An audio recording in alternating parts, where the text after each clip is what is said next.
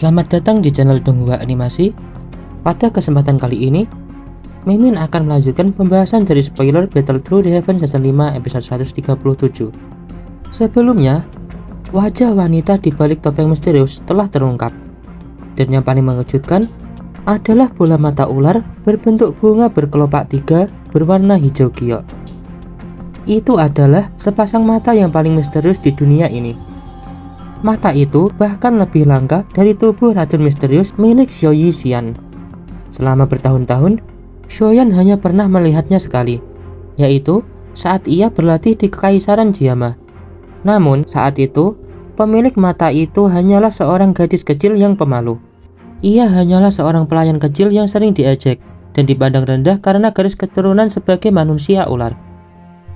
Semasa itu, Xiaoyan tidak pernah menganggap gadis kecil itu sebagai pelayan, karena ia melihat masa lalu yang menyedihkan dalam dirinya. Ia tidak hanya membantu gadis itu mengatasi rasa takutnya, akan tetapi juga memberikan banyak perhatian kepadanya. Gadis kecil itu bernama Jinglin. Ia adalah pemilik mata ular berbentuk bunga berkelopak 3 berwarna hijau giok. Sesaat setelah mendengar namanya dipanggil oleh Xiaoyan, Jinglin tampak terkejut. Matanya membelalak menatap Xiaoyan dengan keheranan. "Kamu? Bagaimana kamu tahu namaku?" Kejutan di mata Xiaoyan semakin dalam. Ia tidak pernah menyangka bahwa lawan yang merepotkannya kali ini adalah seorang pelayan kecil yang dulu dikenalnya. Di sisi Xiao Yixian dan kelompoknya, mata mereka menyapu keduanya dengan rasa ingin tahu. Lantas mereka bertanya, "Apa yang terjadi?" Sembari menatap wajah cantik Jinglin, Xiaoyan melepaskan penguasaan beratnya. Lantas ia bertanya, "Gadis kecil, apakah kamu masih mengenali penguasa ini?" Jinglin pun segera menatap penguasaan berat yang besar di hadapannya. Ia merasa benda ini sangat familiar. Begitu juga dengan pemuda yang berdiri di depannya. Kekaisaran Jiama. Xiaoyan pun tersenyum saat mengingat masa lalu. Tubuh Jinglin bergetar mendengar kata-kata itu. Ia pun menatap Xiaoyan dengan penuh ketidakpercayaan. Lalu dengan suara gemetar ia berkata, "Xiao, Tuan Muda Xiaoyan." Xiaoyan pun tersenyum dan tanpa sadar mengusap kepala Jinglin. Lantas ia berkata, "Akhirnya kamu ingat juga. Bertahun-tahun kita tidak bertemu. Kamu sudah tumbuh dewasa." Wajah Jinglin pun memerah. Ia tahu betul bagaimana Xiaoyan memperlakukannya di masa lalu. Saat dibawa ke istana ular langit, ia mendengar bagaimana Xiaoyan mengambil resiko besar untuk menyelamatkannya dari klan Mo. Ia menangis lama saat mengetahui hal itu. Ia masih ingat dirinya sebagai gadis kecil yang pemalu dan menganggap dirinya tidak lebih dari seorang pelayan. Namun ia tak menyangka bahwa Xiaoyan rela mempertaruhkan nyawanya demi dirinya. Di sisi Xiao Yixian dan yang lainnya tercengang melihat situasi ini. Xiao Yixian telah mengenal Xiaoyan terlebih dahulu dibandingkan dengan Jinglin. Akan tetapi, saat itu ia sudah pergi ke Kekaisaran Zhuyun sebelum kedatangan Jinglin. Maka dari itu, Xiao Yixian tak tahu apa-apa mengenai Jinglin. Xiaoyan pun bertanya kepada Jinglin, "Kamu tidak terluka kan?" Jinglin pun menjawab dengan terbata-bata, "Aku baik-baik saja, Tuan Muda Xiaoyan." Xiaoyan pun tersenyum sembari berkata, "Jika kamu tidak keberatan, panggil saja aku dengan sebutan kakak." Mendengar itu, Jinglin pun buru-buru menggelengkan kepalanya. Lantas ia berkata, "Tidak, aku tetap ingin memanggilmu Tuan Muda Xiaoyan. Aku lebih suka memanggilmu begitu." Mendengar jawaban itu, Xiaoyan pun tertawa kecil dan berkata, "Dulu kamu ditangkap oleh klanmu, lalu dibawa oleh istana ular langit. Bagaimana mereka memperlakukanmu?" Jinglin pun menjelaskan bahwa mereka memperlakukannya dengan baik dan bahkan ingin menjadikannya sebagai pemimpin istana ular langit. Akan tetapi, sesepuh di sana ingin menjodohkannya dengan anak tetua kepala suku sebelumnya. Namun dia tidak mau. Jadi, dia melarikan diri secara diam-diam. Setelah melarikan diri, ia sempat kembali ke Kekaisaran Jiama. Tetapi semuanya sudah berubah. Setelah mencari tahu, ia mengetahui bahwa Xiaoyan telah pergi ke dataran tengah. Karena tidak tahu harus pergi kemana, ia pun melakukan perjalanan jauh ke tempat itu. Sebagian untuk berkelana. Akan tetapi, dari itu, ia ingin menemukan seseorang yang telah meninggalkan kesan mendalam di hatinya. Di sepanjang perjalanan, banyak orang yang mencoba mendekatinya. Tetapi tak ada satupun yang bisa menghapus bayang-bayang Xiaoyan yang pernah menyelamatkannya di masa lalu. Beruntung, pencariannya tidak sia-sia. Orang yang ia cari selama bertahun-tahun kini muncul di hadapannya tanpa terduga. Di sisi Xian, ia melirik Jinglin sambil menggerutu. Shibal, dia bahkan mencoba mengendalikanku malam itu. Mendengar itu, Jinglin buru-buru menjelaskan. Itu hanya kesalahpahaman. Aku bisa melihat wujud asli seseorang. Saat itu, aku mengira bahwa kau adalah salah satu anggota dari suku 9 piton tanah yang dalam. Selain itu, tubuh aslimu sedikit berbeda dari mereka dan sangat mirip dengan suku piton 9 tanah yang dalam. Karena itulah aku menyerangmu. Xian yang kesal, ia pun berkata, siapa yang mau disamakan dengan makhluk tak berkaki yang jelek itu? Di sisi Xiaoyan, ia mengabaikan perdebatan kedua gadis itu. Ia pun segera menenangkan binatang pil yang masih gemetar.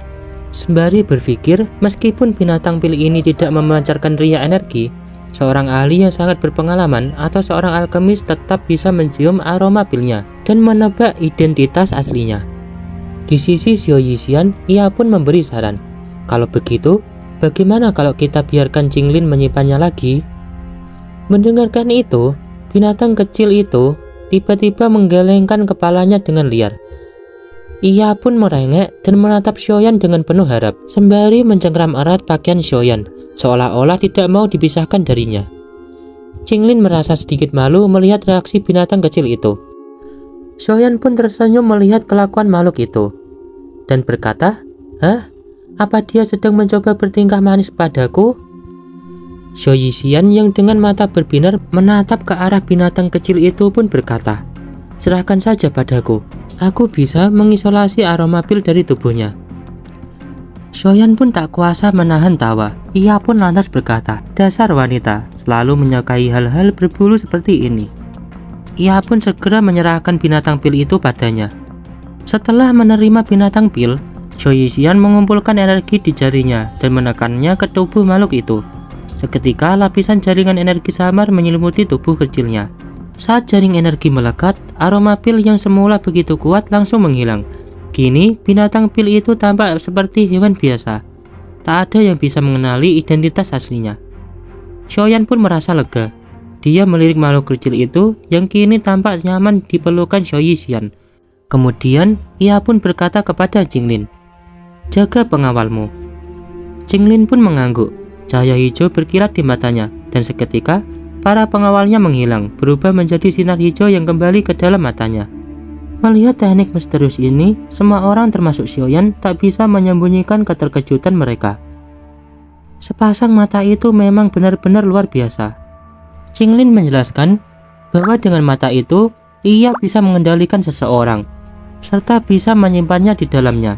Meskipun begitu, kapasitasnya hanya bisa meningkat seiring bertambahnya kekuatanku. Namun, mereka yang kukendalikan akan melemah secara bertahap. Mata ini akan menyerap kekuatan mereka dan memberikannya padaku. Mendengarkan itu, kelompok Xiaoyan tak habis pikir. Teknik ini benar-benar mengerikan.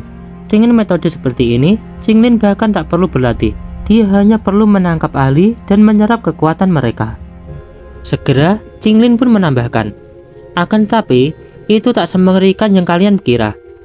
Penyerapan ini sangat lambat, dan dengan kekuatanku sekarang, aku hanya bisa mengendalikan 2 bintang Dozun, dan di bawahnya, itu pun tak lebih dari 3 orang. Selain itu, aku hanya bisa mengendalikan binatang ajaib dengan garis keturunan ular.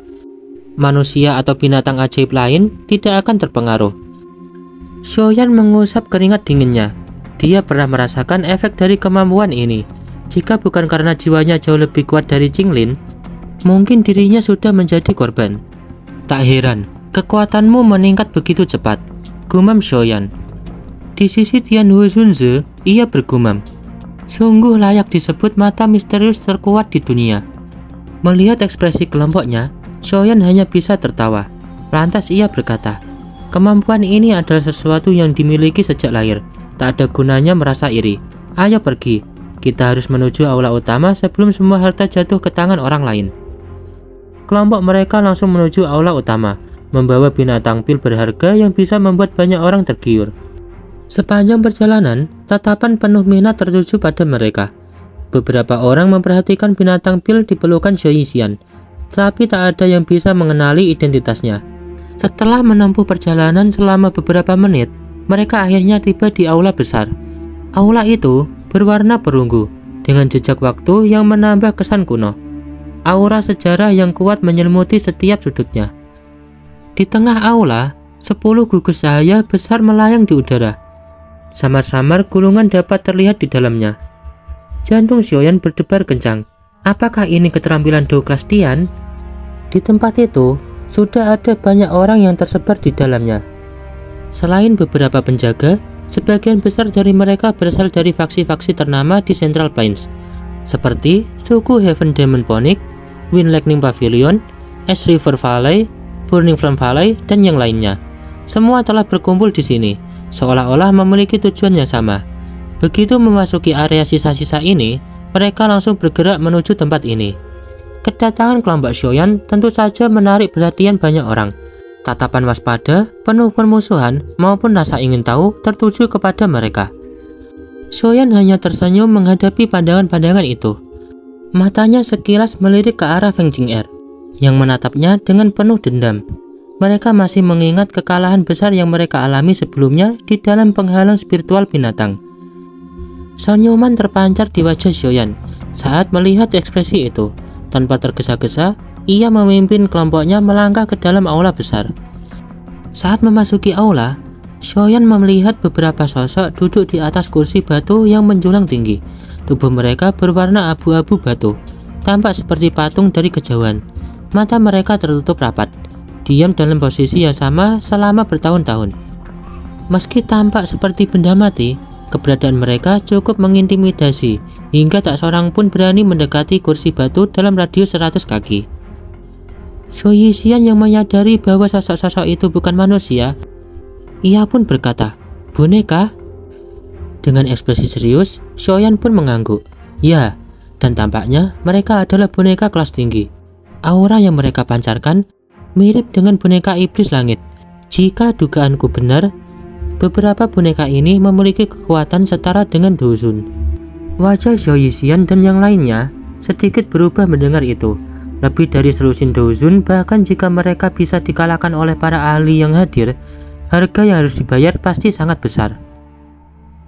Di sisi Qinglin, dengan wajah penuh keterkejutannya, ia pun bergumam. Peninggalan ini memang pantas ditinggalkan oleh seorang elit Douzeng. Jika boneka-boneka ini bergerak, pertumpahan darah tak terhindarkan. Xiaoyan pun memperingatkan dengan nada serius. Semua harus tetap waspada dan jangan berpencar. Setelah itu, ia pun menoleh dan tersenyum, menangkupkan tangan ke arah kelompok tertentu. Xiao dan yang lainnya mengikuti arah pandangannya. Itu adalah kelompok dari Burning Flame Valley. Tang Zhen pun tersenyum. Teman muda Xiaoyan datang di waktu yang tepat. Segel tempat ini semakin melemah. Mungkin tak lama lagi akan benar-benar lenyap. Mendengarkan itu, Xiaoyan pun tersenyum dan berkata, "Kepala Lembah Tang, apakah ini tujuan utama perjalanan ini? Mengapa ada 10?" Tang Zhen pun mengangguk. Ia pun berkata, "Ya, harusnya benar. Tapi, aku pikir hanya ada satu teknik Dou kelas Tian di antara 10 gulungan itu. Sisanya mungkin hanya ilusi. Siapa yang mendapatkannya, itu tergantung pada keberuntungan dan kekuatan masing-masing." Mendengar penjelasan itu, tatapan Xiaoyan pun menjadi serius. Ia pun bergumam, 9 palsu dan 1 asli. Matanya menelusuri 10 gugus cahaya itu dengan penuh perhatian. Peninggalan kuno ini benar-benar penuh trik. Mendapatkan teknik Dou kelas Tian sejati dari 10 pilihan ini bukanlah tugas yang mudah. Tang Zhen tersenyum, kemudian melirik sekeliling aula dan berkata, "Teman muda, sepertinya banyak pihak yang menantangmu kali ini." Xiaoyan pun hanya tersenyum kecil, lantas ia berkata, "Mereka hanyalah gangguan kecil. Di antara mereka hanya Heaven Demon Phoenix, Wind Lightning Pavilion, dan lembah sungai es yang benar-benar bermusuhan denganku. Jumlah mereka tak jauh berbeda dengan kelompokku, jadi sulit diprediksi siapa yang akan menang." Tang Zhen pun mengangguk dan berkata, "Yang terkuat di sini bukan hanya faksi besar. Ada banyak petualang individu yang datang setelah mendengar tentang peninggalan ini. Mereka memang tidak sekuat faksi, tetapi dalam pertarungan merebutkan harta, mereka bisa menjadi lawan yang berbahaya. Shoyan pun mengangguk setuju, memahami bahwa dalam situasi seperti ini, ancaman tak hanya datang dari musuh yang jelas. Orang-orang mengincar teknik Dou kelas Tian bisa menjadi lebih berbahaya dari yang diduga. Tatapan Tang Xin beralih ke 10 gugus cahaya di tengah aula. Cahayanya semakin meredup, tanda bahwa segel semakin melemah. Lantas ia bertanya, "Teman muda Shoyan, bisakah kau mengetahui mana dari 10 ini yang asli?" Menanggapi pertanyaan itu, Shoyan segera menutup matanya sejenak, menyebarkan kekuatan spiritualnya. Beberapa saat kemudian, ia pun berkata, "Segel ini benar-benar menghalangi semua pemeriksaan. Dengan kekuatanku saat ini, mustahil melihat melalui perlindungan yang dibuat oleh seorang elit doseng.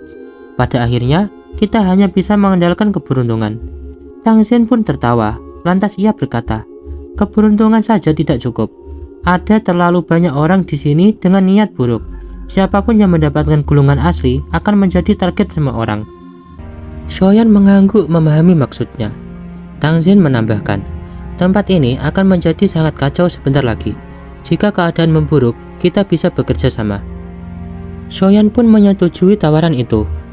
Tang Xin menambahkan lagi, "Selain itu, hati-hati dengan boneka-boneka itu. Aku yakin mereka akan bergerak begitu segelnya menghilang. Saat itu, pertempuran besar akan terjadi, dan yang bisa kita lakukan untuk saat ini hanyalah menunggu." Shoyan melirik ke sekeliling, hingga tatapannya jatuh pada sebuah kerangka di kursi batu. Sebuah ide melintas di benaknya. Tolong dari seorang elit doseng mungkin bisa digunakan untuk mengembalikan tubuh Yao Lao. Jika Yao Lao bisa mencapai tingkat doseng, maka mereka tidak perlu lagi takut pada hal osol. Pavilion bintang jatuh pun akan sejajar dengan menara pil. Dengan tatapan yang berbinar tajam, Shoyan berkata, "Jika ini memungkinkan, aku harus mencoba merebut kerangka itu."